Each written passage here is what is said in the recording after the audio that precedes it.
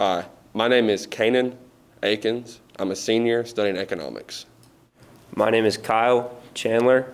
I'm a senior studying economics. My name is Emma Praskach. I'm a senior studying economics. My name is Josh Smith. I'm a senior and I'm studying economics. My name is Aaron Stagner. I'm a senior studying history. I would also like to introduce our alternate member, Garrett Thurman. Today, my colleagues and I will discuss monetary policy amidst uncertainty and inequality during the COVID-19 pandemic. After analyzing a variety of factors, including public health and unemployment, we have formed a policy recommendation that we think would be most beneficial in today's economic climate. This accommodative expansionary policy will include low interest rates, quantitative easing, and forward guidance. According to the FOMC statement made on July 29, 2020, the economy and monetary policy will depend significantly on the course of COVID-19. With that in mind, it is important to understand current COVID-19 weekly death rates. Slide 3 shows that the weekly death rates from 2014 to 2019 show a slow, gradual decline in the spring and summer months. This compared to March 2020, where we see a sharp increase in the weekly death rates until April 2020, when we start to see a steep, then gradual decline. As of today, the death rate has returned to normal pre-2020 levels. With news of President Trump's COVID-19 hospitalization, we can expect further complications of uncertainty to the economy. As seen from the data, COVID-19 has caused a significant increase in deaths. It has also affected current macro, industry, and labor conditions. As seen on slide 4, GDP is down nearly 32% from quarter 1 this year.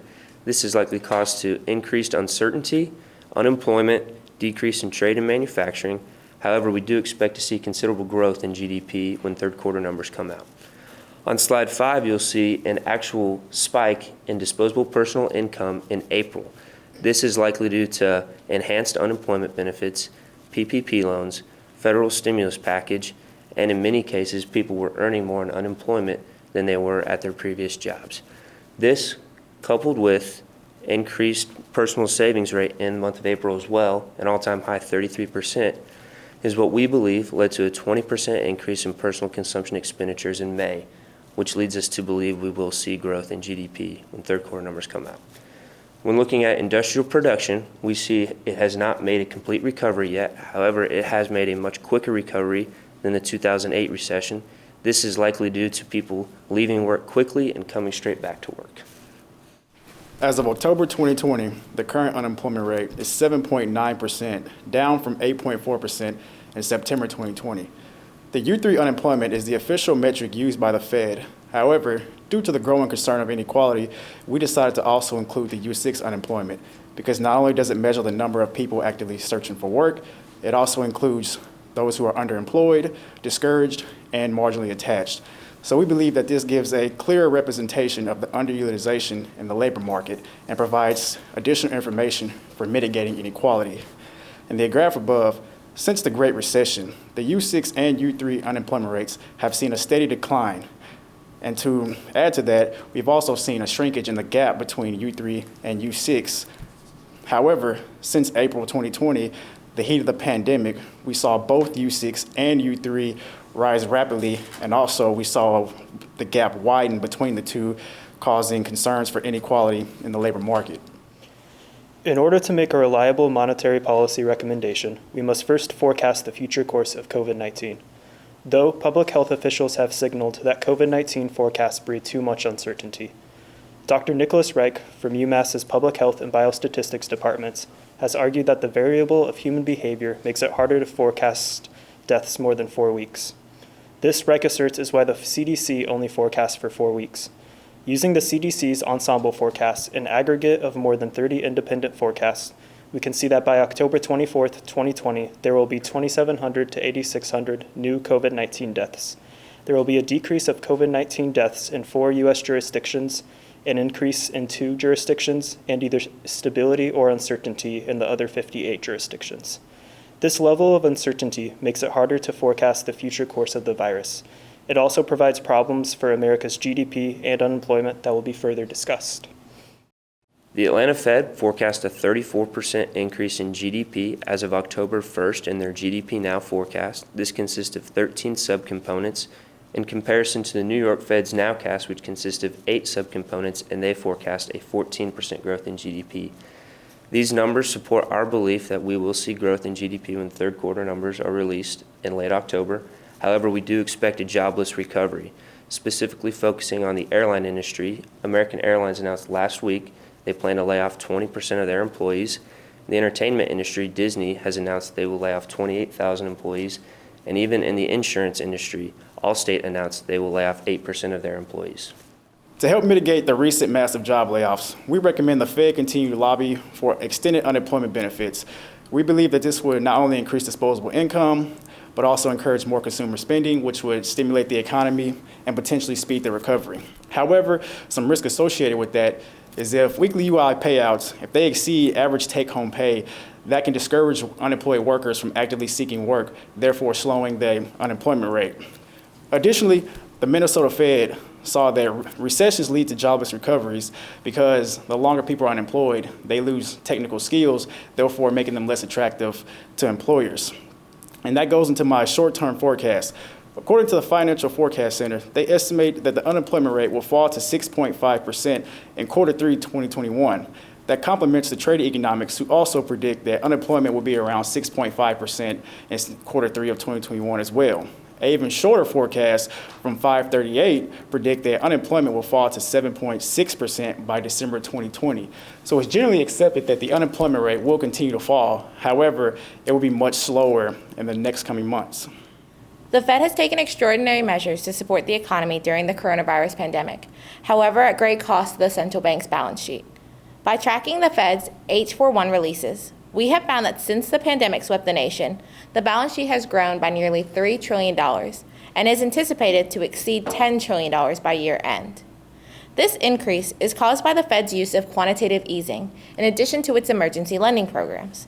The accommodative strategy has boosted the economy by increasing the money supply and therefore has helped stimulate the market, preventing an even deeper financial crisis. However, as the balance sheet grows in this unconventionally low interest rate environment, the average rate of return on the Fed's assets declines. While this could lead to higher short-term interest rates in the future, the benefits of a strong economic recovery are much more valuable to the nation than the consequences of the U.S. central bank losing money. In May of 2020, Chairman Jerome Powell expressed the Fed's adversity to the idea of negative rates on excess reserves, which implies that the Fed does value the magnitude of the balance sheet and therefore will continue to act within the market. Slide 11 illustrates the rise in total assets since the beginning of 2020. As of Wednesday, September 16th, the central bank decided to anchor short-term interest rates near zero until inflation rises above the target range. During this meeting, the FOMC adopted the theory of average inflation targeting to achieve their goal of price stability and to moderate long-term interest rates. In this new policy regime, the Fed will allow inflation to run above the 2% target range before raising interest rates to control inflation. According to CNBC, there are indicators that rates may stay around 0 to 0.25% through 2023. Chairman Powell called this a powerful example of forward guidance and said that the committee feels rates will remain highly accommodative until the economy is far along in its recovery. The New York Times also stated that the FOMC expects to hold these rates steady until the job market makes a full recovery and inflation has risen to 2% and is on track to stay there. Slide 12 illustrates the past, present, and projected future rates of both interest and inflation, as well as a comparison graph showing the personal consumption expenditure inflation rate versus the federal fund rates for 2020 thus far. On slide 13, we can see the Philadelphia Fed's Aztecs Model, which shows inflation expectations for the next 3 to 120 months. Based on this framework, we believe that inflation will continue to gradually rise. However, the vast uncertainty related to the pandemic, as well as the ongoing presidential election, poses a high risk to this prediction. Uncertainty makes it difficult to organize any definite plan to combat the recession caused by the pandemic.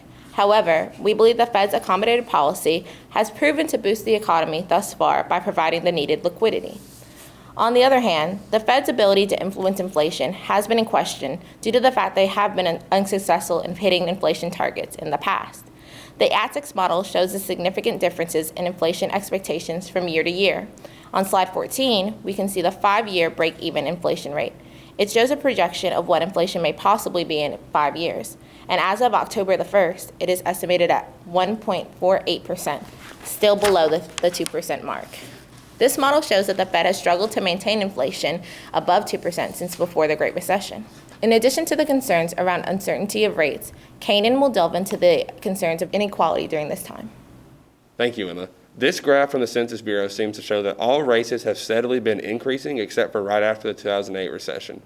It is an interesting note that the real household median income jumped significantly in 2019. However, we would imagine that this is going to decrease again as the ongoing pandemic has taken a huge toll on the economy. Fed policy could be the reason for the improvement in poverty and inequality. We know this because in a recent speech, Governor Brainerd claimed credit for this. She references how important it is to make sure that the longer-term inflation expectations are anchored at 2% to ensure that the target inflation is achieved. She talks about many changes that were made to help ensure this goal is achieved. This shows how important it is to the Fed to accomplish this. As part of this, they've helped decrease the unemployment rate for blacks and Hispanics and increased the number of women in the labor force. This is by allowing the labor market to continue to heal. The Fed is also taking on flexible average inflation to ensure that the downward drift in inflation expectations does not happen. We could not find any specific policies that addressed inequality directly by the Fed, but we did see that the Fed's policies during COVID have helped many working class families stay afloat during these troubling times. However, the Fed is still facing the often heard criticism of inflating the stock prices.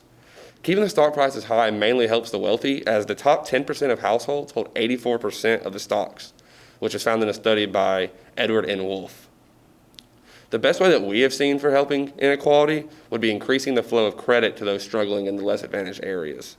The 2020 poverty projections from urban.org state that the poverty rate for 2020 is projected to be 9.2% overall.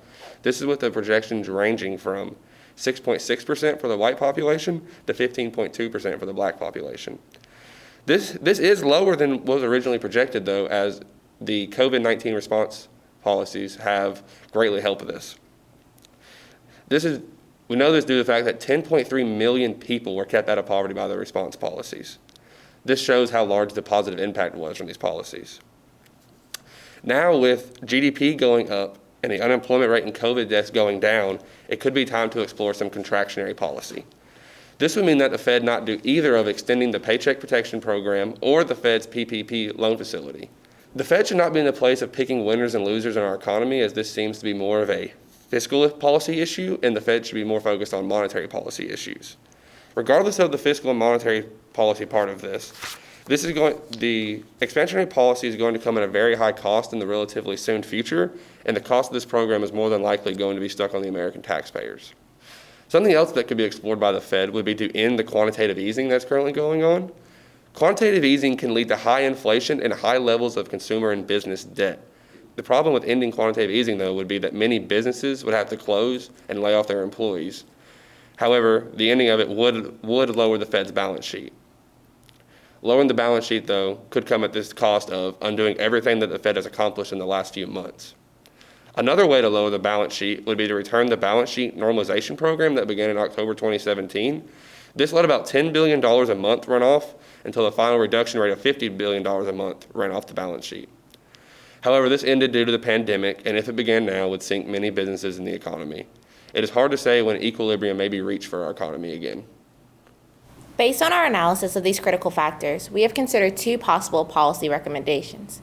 Policy Recommendation A outlines a continuation of the use of tools such as forward guidance and quantitative easing in order to promote financial confidence.